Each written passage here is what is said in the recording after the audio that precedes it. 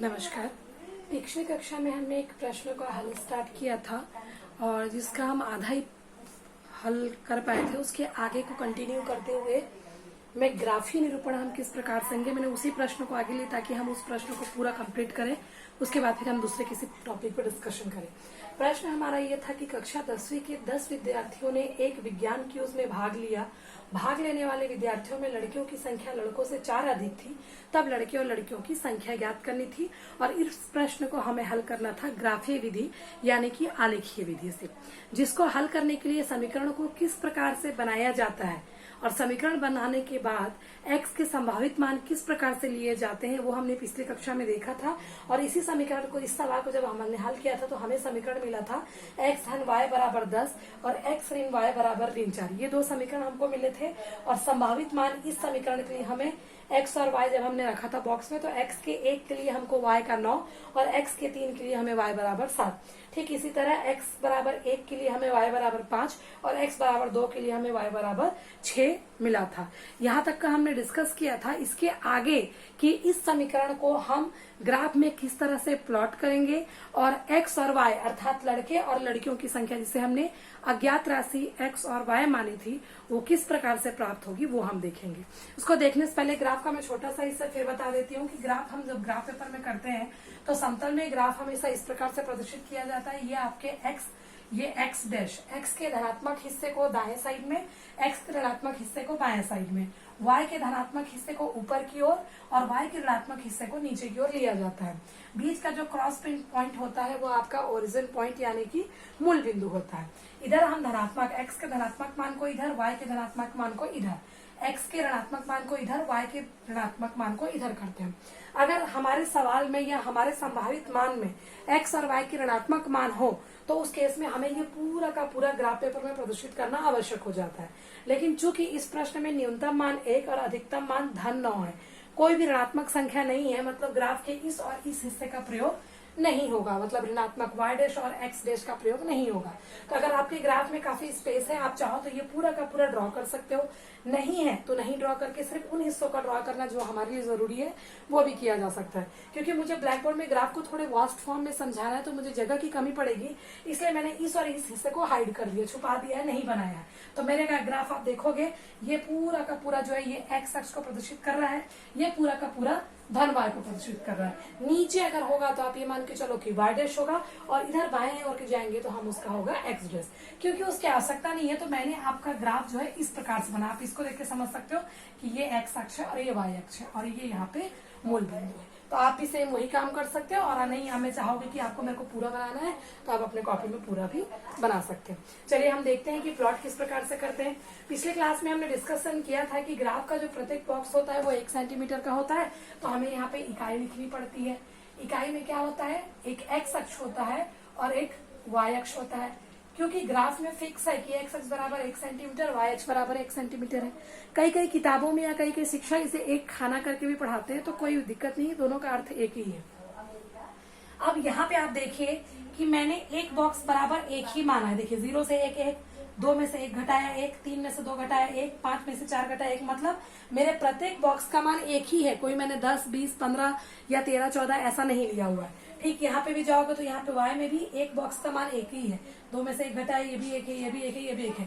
तो इसका मतलब है कि 1 सेंटीमीटर बराबर भी एक है और y अक्ष में भी 1 सेंटीमीटर बराबर एक है। ये आपका इकाई लिखना आवश्यक है अगर आप ग्राफ बना रहे हैं तो।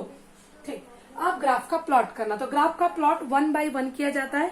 हम पहले समीकरण और उसके संभावित मान को देखेंगे। पहला समीकरण था x धन y बराबर 10, तो आप देखेंगे कि x का मान 1 है तो x का मान धन 1 है, तो धन है मतलब यहाँ पे जाएगा, x है मतलब यहाँ पे। तो यहाँ देखिए कहाँ है 1, ये मुझे 1 मिला। अब बोल रहा है कि जब x का मान 1 है तो y का मान 9 है, तो y कहाँ है, यहाँ पे। y का 9 कहाँ है, ये। तो मिस x के 1 को आप आगे बढ़ाइए। आप स्केल रख के सीधा सीधा बढ़ाएंगे तो और ज्यादा बेटर है। आप इसको इस तरह से आगे बढ़ाइए और y के 9 को आगे बढ़ाए। आप एक डैश डैश करके करेंगे। एक पल में आप ऐसा देखेंगे कि इसका 1 और इसका 9 वाला जो लाइन है वो एक दूसरे को एक जगह काटता है। उस काटने वाले जगह को आप यहाँ सर्कल करके हाईलाइट कर दीजिएगा। ये हमारा बिंदु 1 और 9 है, तो ये इसका निर्देशांक हो जाएगा 1,9, मतलब x अक्ष में 1, y अक्ष में 9। ठीक इसी तरह जब x बराबर 3 है तो y बराबर 7 है। चलिए x बराबर 3 ये आपको मिल गया है, तो x बराबर 3 को आगे बढ़ाइए। y बराबर बोल रहा है 7, तो y बराबर 7 का है, इसको आगे ले जाइए। तो ये आपको कटान बिंदु मिला 3 के लिए और 7 के लिए, मतलब ये 3,7 आपको मिल गया। अब आप देखोगे कि आपको 2 कटान बिंदु मिल गया है, इसका मतलब है कि ग्राफीय निरूपण लगभग हो गया।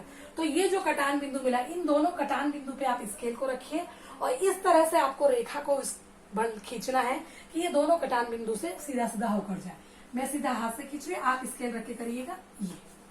तो ये जो आपको रेखा प्राप्त हुई, ये रेखा होगी समीकरण x धन y बराबर 10 का रेखीय निरूपण। अब आगे इसको कितना भी लंबा बढ़ा सकते हैं आवश्यकता अनुसार, ये आपका हो गया। अब सेम यही प्रोसेस, क्योंकि हमें समीकरण का हल निकालना है, तो इसी ग्राफ पेपर में हम दूसरे समीकरण को भी प्रदर्शित करेंगे। तरीके में कोई भी परिवर्तन नहीं आएगा। x बराबर 1, तो ये x बराबर 1 है। जब x बराबर 1 है तो y बराबर 5 होना चाहिए। तो चलिए 1 और ये y बराबर 5, तो ये देखेंगे कि ये दोनों एक दूसरे को यहाँ काटते हैं, तो चलिए लिख देते हैं 1,5। फिर बोल रहा है जब x बराबर 2, ये x बराबर 2, तो y बराबर 6। चलिए y बराबर 6, ये आपको मिल गया। अब ये 2 बिंदु आपको मिल गया है, तो इन दोनों बिंदु के भी आप क्या करेंगे, कटान बिंदु से एक रेखा सीधा सीधा खींचेंगे।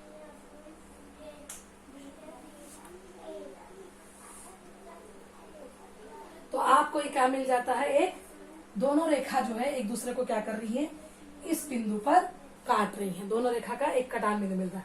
तो ये जो दूसरा समीकरण होगा वो होगा x ऋण y बराबर ऋण 4 का।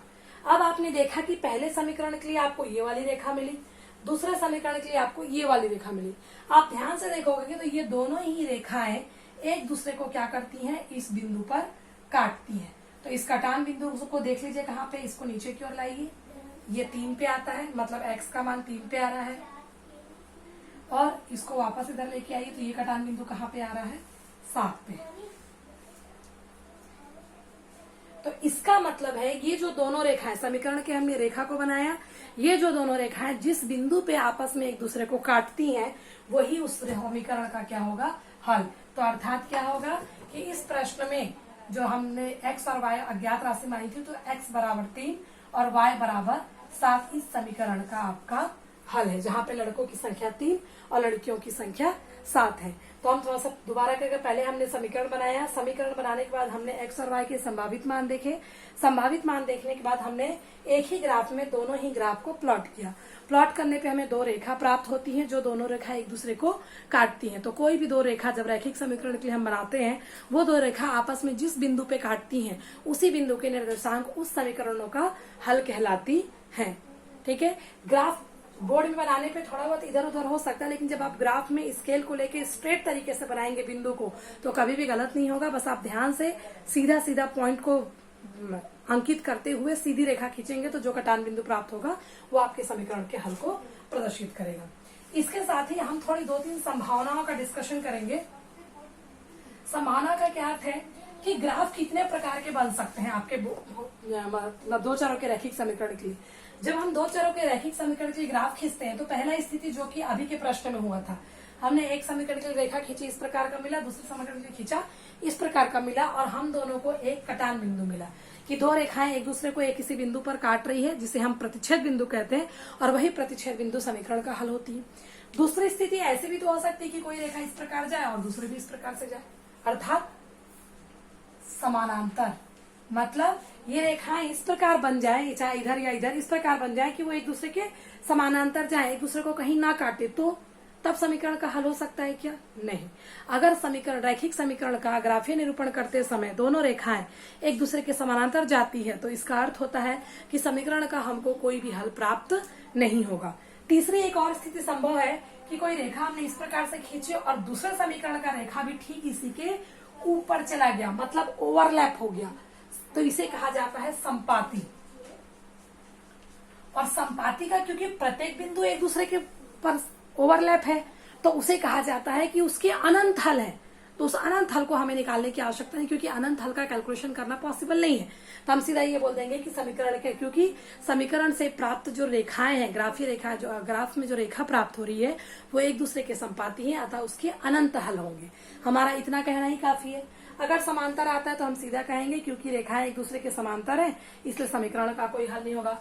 और अगर प्रतिच्छेद बिंदु प्राप्त होता है तो जो प्रतिच्छेद बिंदु आपको प्राप्त होगी वही उस समीकरण का हल होगा।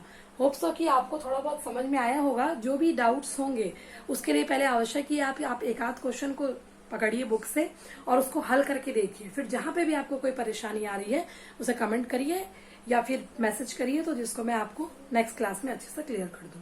Thank you.